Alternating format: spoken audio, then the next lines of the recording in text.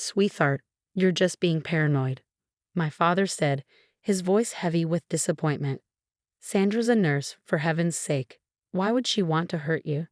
I lay in the hospital bed, my vision blurry and my stomach churning with pain that had nothing to do with the food poisoning everyone insisted I had. My name is Emma Mitchell, and at 28, I was fighting for my life while my family defended the woman who put me here. It started 3 months ago when my father married Sandra, a pediatric nurse he'd met at a charity event. She was everything he thought he needed after Mom's death. Charming, sophisticated, and 15 years his junior. From the beginning, something felt off about her, but everyone was too enchanted by her perfect smile and caring demeanor to notice. The first incident happened during a family dinner at their house. I noticed a strange bitter taste in my coffee but brushed it off.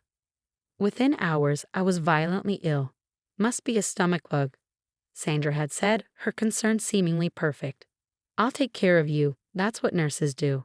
The episodes continued, always after eating or drinking something Sandra had prepared, always when others weren't watching.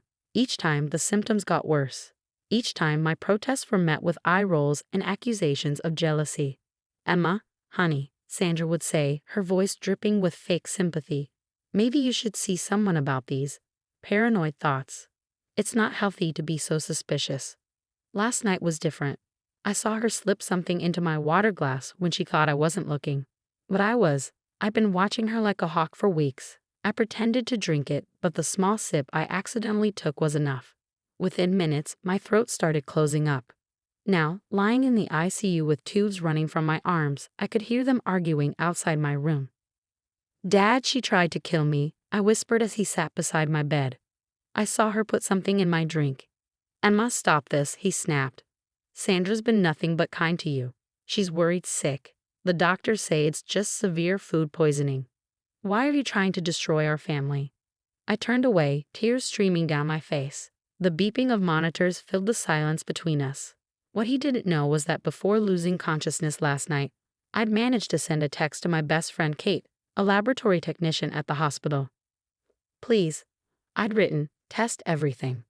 Don't let them brush this off." Kate had come through, while my family hovered around Sandra, consoling her through her theatrical tears. Kate had quietly ordered comprehensive toxicology screens.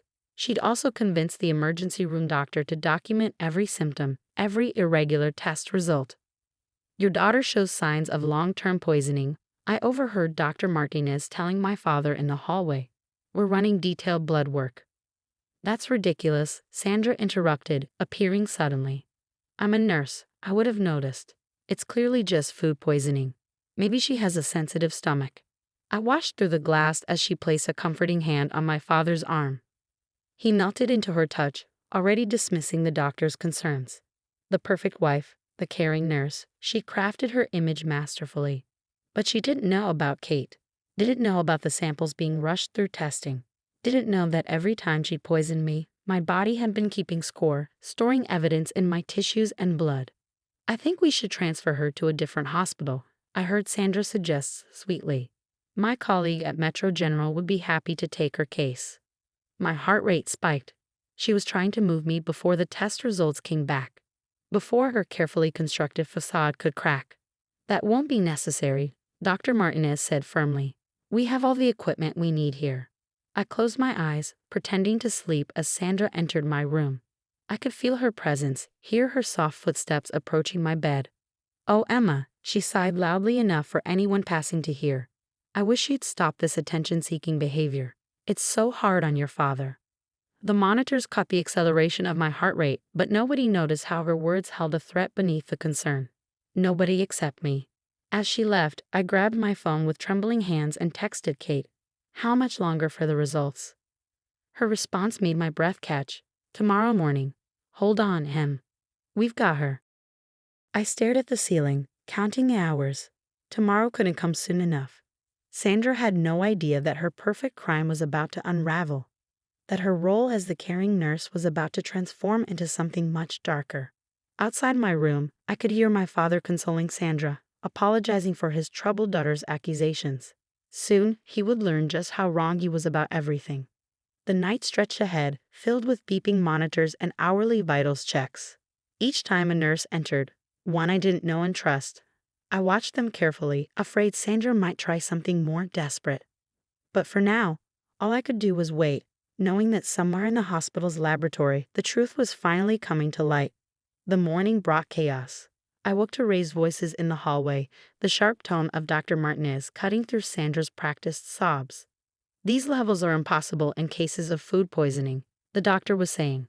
The toxicology report shows significant amounts of antifreeze compounds and prescription medications in her system, built up over months.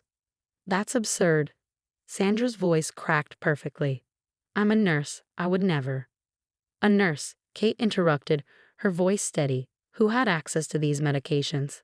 The blood work shows a pattern of systematic poisoning, not a single incident.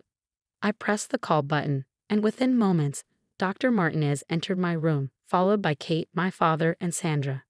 The look on my father's face made my heart ache, confusion, disbelief, and the first traces of terrible realization. Emma, Dr. Martinez began, we have your test results. The toxicology report shows. This is ridiculous, Sandra cut in. She's obviously been doing this to herself to frame me. She's been jealous since day one. My father's face paled. Self-poisoning? Emma, would you really? The pattern of poisoning, Kate interjected firmly, corresponds exactly with family dinners and visits to your house. We have documentation of each hospital admission, each mysterious illness. The concentrations in her tissue samples tell a clear story. Sandra's perfect mask began to crack. You can't prove anything. I'm a respected medical professional. Who would believe? The police would, Dr. Martinez said quietly, which is why they're on their way. The change in Sandra was instant and terrifying. Her sympathetic smile twisted into something ugly. You ungrateful little brat, she hissed at me. I tried to do this quietly, give you a dignified exit, but you just wouldn't die. My father stumbled backward as if physically struck. Sandra, what are you saying? Your precious daughter, she spat, standing in the way of everything. You know what your will says, David. Everything goes to her. Everything. I wouldn't get a penny. The room fell silent except for the steady beeping of monitors. My father's face had gone from pale to ashen. You married me for money. Of course I did, Sandra laughed, a horrible, hollow sound. You think I wanted a man twice my age, but your perfect little Emma had to ruin everything. Couldn't just get sick and die like she was supposed to. 2 police officers appeared in the doorway, summoned by Kate's silent signal. Sandra's eyes darted around like a trapped animal's. Mrs. Mitchell, one officer started. That's not my real name, Sandra sneered. You think David was my first? Rich men with grown daughters are so vulnerable. As the officers moved to arrest her, Sandra lunged toward my IV stand. Kate intercepted her, proving that years of kickboxing classes paid off. The officers quickly restrained Sandra, leading her away as she screamed threats and accusations. My father collapsed into the chair beside my bed, his head in his hands. Emma, I'm so sorry, he sobbed. I didn't believe you, my own daughter, and I didn't believe you. I reached for his hand, my own anger warring with compassion for his pain. You loved her, Dad. She knew exactly how to use that. Kate and Dr. Martinez quietly left us alone, though I knew they'd be back soon with more questions, more tests, more documentation for the case against Sandra. I should have seen it, my father continued. The way she always insisted on preparing your drinks, how she volunteered to nurse you when you got sick. I thought she was being kind. She was good at her act, I said softly. That's how she got away with it before.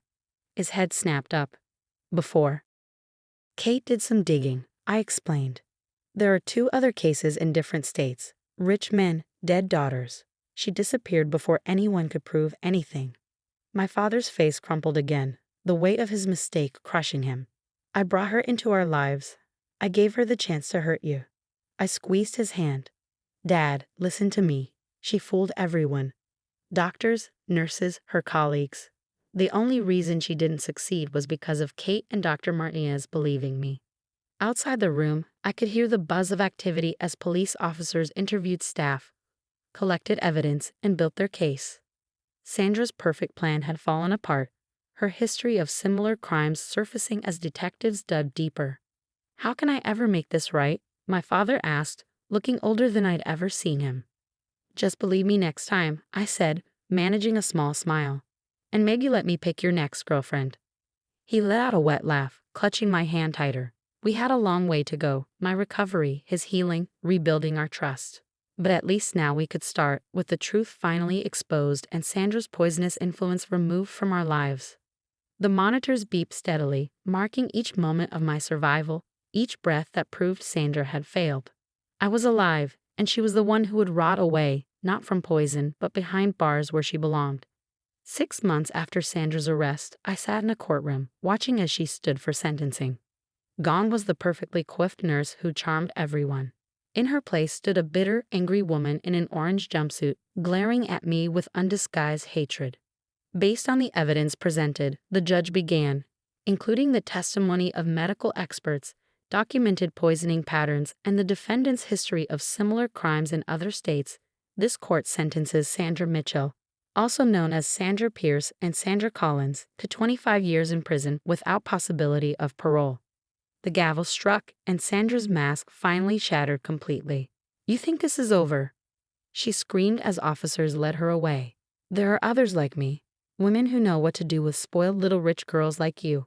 I felt my father's hand tighten around mine. We both come a long way since that day in the hospital. Therapy, both individual and together, had helped us rebuild our relationship. The guilt he carried was slowly being replaced by determination to make amends. Kate, sitting on my other side, squeezed my shoulder. "Let's get out of here," she said. "I think this calls for a celebration." We left the courthouse together, stepping into the bright autumn sunshine. My recovery had been slow but steady. The lasting effects of the poisoning would require ongoing medical monitoring while I was alive. More than that, I was stronger. "I have something to show you both," my father said as we reached his car. A surprise. He drove us to our old family home, the one where Sandra had systematically poisoned me during those family dinners. I hesitated at the front door, memories of bitter-tasting drinks and hidden toxins flooding back. "Dad, I don't think I can." "Trust me, sweetheart," he said softly, opening the door. The interior had been completely transformed. The kitchen where Sandra had prepared her poisoned meals was gone, replaced by a bright, modern space with state-of-the-art appliances. The dining room where I'd slowly been killed had become a sunny sitting area. "I sold the other house," he explained. "Too many bad memories. I thought we could make new ones here, in the home you grew up in, if you want." I walked through the rooms, touching familiar walls now painted in warm, welcoming colors. My old bedroom upstairs had been preserved but updated, ready if I ever needed it. "The security system is top of the line," Kate noted approvingly, "and I see cameras in the kitchen." My father nodded. "Never again," he said firmly. "No one will ever hurt my daughter in this house again." We ended up in the kitchen, where Kate immediately began examining the new coffee maker with its built-in water filter. My father pulled out 3 mugs, then hesitated. "Maybe we should stick to bottled water for now," he said uncertainly. I shook my head and stepped forward. "No, Dad, we can't live in fear forever. That's what Sandra would want." I prepared coffee for all of us, my hands steady as I poured. We sat at the new kitchen island, the afternoon sun streaming through windows that had once witnessed so much darkness. "I have news too," I said, pulling out my laptop. "Remember how the investigation found other families Sandra had destroyed?"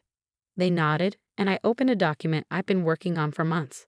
"I started a foundation," I explained, "for victims of medical abuse and their families. We're going to help people recognize the signs, provide legal support, and connect them with trustworthy healthcare providers." My father's eyes filled with tears. "You're amazing, you know that? Taking something so horrible and turning it into help for others." "I had good examples," I said, smiling at both him and Kate. "People who taught me that the truth always comes out, and that healing is possible." Kate raised her coffee mug.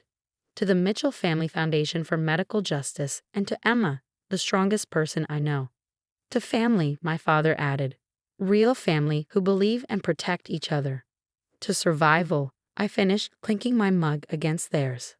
Later that evening, as we sat in the new living room planning the foundation's first fundraising event, I felt a deep sense of peace.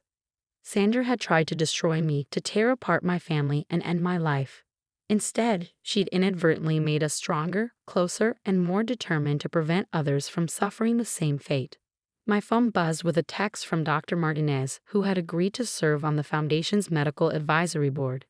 Just reviewed another case, she wrote. Thanks to your story, we caught it early. She's going to be okay. I smiled, showing the message to my father and Kate. This was how we won, not just by surviving, but by turning our survival into protection for others. Sandra might spend her years in prison plotting revenge, but I would spend mine saving lives and rebuilding trust. The sun set on our first day in the renewed house, casting long shadows that no longer held any threat. We were safe, we were together, and we were healing. Sometimes the best revenge isn't punishment, but proof that you can't break someone's spirit, no matter how hard you try.